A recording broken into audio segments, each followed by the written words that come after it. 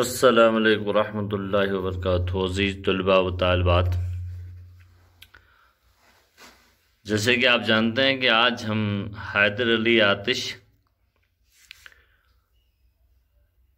ان کے غزل پڑھنے جا رہے ہیں جو ہماری نصاب بہارستان اردو میں جو شامل ہیں۔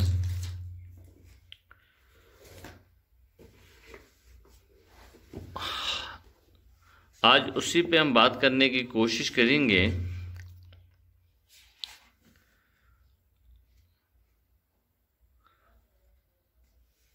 میں سمجھتا ہوں کہ سب سے پہلے ہم آتش کے حالات زندگی اور خصوصیات کلام پہ بات کرنے کی کوشش کریں گے۔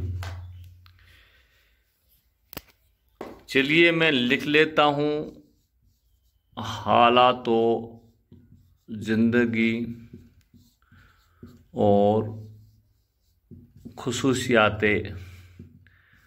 کلام۔ آج ہم اس پہ بات کرنے کی کوشش کریں گے، اس کے بعد پھر ان کے اشعاروں کی تشریح کرنے کی کوشش کریں گے۔ خواجہ حیدر علی آتش۔ آتش کا وطن جو تھا وہ فیض آباد تھا۔ بچپن ہی میں والد کا انتقال ہو گیا، اسی وجہ سے ان کی تعلیم ادھوری رہ گئی۔ اپنی شاعرانہ صلاحیت کی بنا پر نواب محمد تقی خان ترکی کے دربار تک پہنچے اور انہیں کے ساتھ لکھنؤ آ گئے اور یہیں انتقال کیا انہوں نے، یعنی کہ آتش نے یہیں پہ انتقال کیا ہے۔ جیسے کہ آپ جانتے ہیں کہ خواجہ حیدر علی آتش جو ہے 1847 عیسوی میں پیدا ہوئے اور لگ بھگ 70 سال کی عمر میں انتقال انہوں نے کیا ہے۔ آتش کے مزاج میں جو قلندرانہ شان تھی وہ ان کی شاعری میں بھی نظر آتی ہے۔ آتش کا لہجہ بلند، ان کا لہجہ جو تھا وہ بلند آہنگ ہے۔ وہ معمولی بات کو بڑے قرد و فرض سے کہتے ہیں۔ دنیا کے بارے میں آتش کے یہاں بے پرواہی ملتی ہے، یعنی کہ دنیا بے ثباتی ہے، اور پھر ان کی باتیں جو ہیں ہمیشہ دل کو متاثر کرتی ہے، مگر ان کے یہاں خیال یا جذبہ میں گہرائی نہیں ہے، کسی بھی معمولی شاعر کی طرح مبتذل بھی نہیں ہے۔ آتش کے ساتھ ناسک کا بھی نام آتا ہے، حالانکہ دونوں کو الگ الگ طرح کا شاعر کہا جاتا ہے، مگر حقیقت یہ ہے کہ دونوں کی شاعری میں کئی باتیں مشترک ہیں۔ دونوں نے ایک دوسرے کا اثر قبول کیا۔ کہیں پر آتش نے ناسک سے سبقت لی تو کہیں ناسک نے آتش سے سبقت لی۔ ناسک کے یہاں نئی باتوں کی تلاش یعنی خیال بندی اور مضمون آفرینی بکثرت ہے، تھوڑی ہنسی مذاق کا بھی انداز ہے، اور آتش کے یہاں عشقیہ اور صوفیانہ معاملات ناسک کے مقابلے میں زیادہ بہتر طریقے سے نظم ہوئے ہیں۔ یہ درست ہے کہ جس شاعر کو لکھنؤ اسکول کا شاعر کہا گیا، آتش اور ناسک اس کے بہترین نمونے ہیں۔ ہم نے آپ تک مختصراً بات پہنچانے کی کوشش کری ہے۔ آئیے چلیے ان کے اشعاروں پہ ہم بات کرنے کی کوشش کریں گے۔ چند ایک اشعار جو ہمارے کتاب نصاب میں بہارستان اردو 12ویں جماعت میں شامل ہیں۔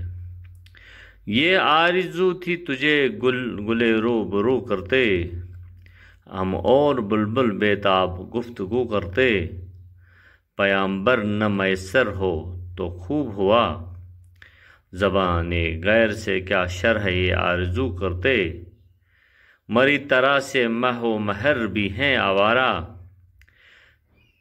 کسی حبیب کی یہ بھی ہے جستجو کرتے، ہمیشہ میں نے گریباں کو چاک چاک کیا، تمام عمر رفو گر رہے رفو کرتے، جو دیکھتے تیری زنجیر زلف کا عالم، اسیر ہونے کی آزاد آرزو کرتے، یہ کعبہ سے نہیں بے وجہ نسبت رخ یار، یہ بے سبب نہیں مردے کو قبلہ رو کرتے، یہ بے سبب نہیں مردے کو قبلہ رو کرتے، سکھاتے ہیں نالے شبگیر کو در اندازی، غم فراق کا اس چراغ کو عدد کرتے، وہ جان نہیں آتا تو موت ہی آتی، دل و جگر کو کہاں تک بلا لہو کرتے۔ چلیے دوستو، ان اشعاروں کی میں سے ایک چند دیکھتے ہیں کتنے اشعاروں کی تشریح مکمل میں کر سکتا ہوں۔ یہ آرزو تھی تجھے گلے رو برو کرتے، ہم اور بلبل بیتاب گفتگو کرتے۔ حیدر علی آتش محبوب سے مخاطب ہیں اور فرماتے ہیں، وہ یہ فرماتے ہیں کہ میری خواہش یہ ہے کہ تمہیں پھول کے سامنے رکھیں، یعنی کہ ہماری خواہش ہے کہ ہم تمہیں پھول کے سامنے رکھیں اور پھر بلبل سے ہم کلام ہو کر، بلبل سے ہم باتیں کریں گے، ہم کلام ہو کر تمہارے اور پھول کے حسن پر تبصرہ کریں، اور ہمیں پورا یقین ہے کہ اس حسن کے مقابلے میں تم پھول سے بھی جیت جاؤ گے، اور بلبل کو بھی اس بات کا اعتراف کرنا پڑے گا۔ گویا شاعر اپنے محبوب کو پھول سے بھی زیادہ خوبصورت کہتے ہیں۔ شاعر آتش اپنے محبوب کو پھول سے بھی زیادہ تشبیہ دیتے ہیں، پھول سے بھی زیادہ خوبصورت کہتے ہیں۔ وہ بلبل سے کہتا ہے کہ بلبل تو بھی آ جا اپنے پھول کو سامنے لا، میں بھی اپنے پھول کو، پھر اس پہ ہم بحث کریں گے، اور مجھے یقین ہے کہ تم پھول سے بھی جیت جاؤ گے، اور اتنی تم حسین ہو، خوبصورت ہو۔ پیام بر نہ میسر ہو تب خوب ہوا، زبانیں غیر سے کیا شرح یہ آرزو کرتے۔ اس شعر میں آتش فرماتے ہیں کہ اگر محبوب تک اپنا پیغام پہنچانے والا دستیاب نہ ہو سکا تو ٹھیک ہی ہوا، کیونکہ ہم کسی دوسرے کی زبان سے کیا اپنی تمنا اور اپنا حال دل بیان کرتے۔ اسی لیے یہ اچھا ہوا کہ ہم کسی اور کے زبان سے اپنے دل کا حال اسے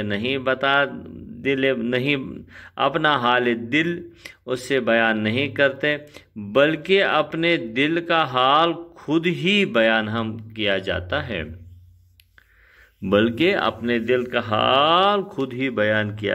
ہے، ایک اور شعر میں میری طرح سے مہ و مہر بھی ہیں آوارہ، کسی حبیب کی یہ بھی ہیں جستجو کرتے۔ شاعر اپنے آپ کو چاند اور سورج کا ساتھی قرار دیتے ہوئے فرماتے ہیں کہ میری طرح سورج اور چاند بھی آوارہ پھرتے ہیں، شاید ان کو بھی اپنے محبوب کی تلاش ہے، چنانچہ شاعر خود اپنے محبوب کی تلاش میں سرگرداں ہیں، اور سورج اور چاند کی سرگردانی کی وجہ بھی ان کے محبوب کی تلاش سمجھتا ہے۔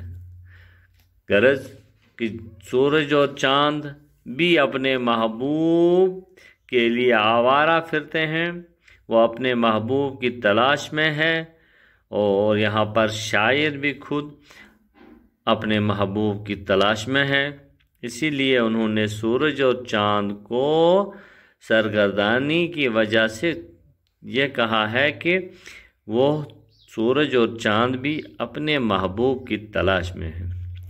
چلیے عزیز طلباء و طالبات، اس کو جاری رکھتے ہیں، کل پھر ملیں گے۔ اللہ حافظ۔